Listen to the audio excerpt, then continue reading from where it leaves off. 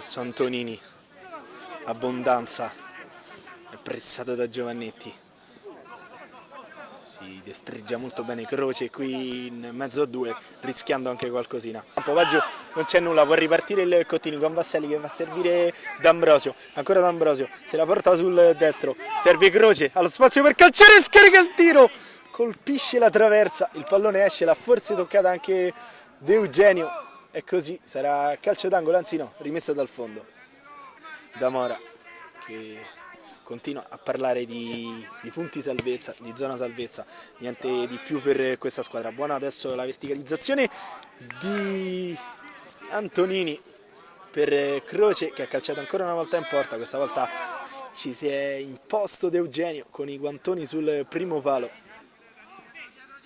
Buono il velo di D'Ambrosio, si intende con Vasselli, di ritorno, ancora un velo, Croce calcia verso la porta, da lì fa sempre male il numero 5, il 2-0 del Cottini. Buona l'intesa tra D'Ambrosio e Vasselli che hanno costruito questa occasione che ha portato poi al tiro di Croce, 2-0 Cottini. E Giovannetti se la porta sul sinistro, ferma benissimo Croce, può ripartire allora il Cottini con D'Ambrosio, ancora D'Ambrosio. Va a servire proprio Croce, l'uscita provvidenziale di De Eugenio, ma il pallone rimane al vertice dell'area Antonini. Ancora D'Ambrosio che la piazza, il pallone passa nonostante il tentativo del numero 6 del Peperino Paesani di fermarla sulla riga. Non ci riesce il biancorosso ed è il 3-0 del Cottini, segnato D'Ambrosio.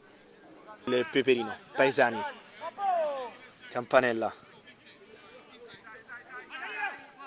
Pallone per Melis che lascia partire la botta, la palla colpisce il palo ma quello interno, è il 3-1 del Peperino che cerca di svegliarsi con il ruggito di Melis.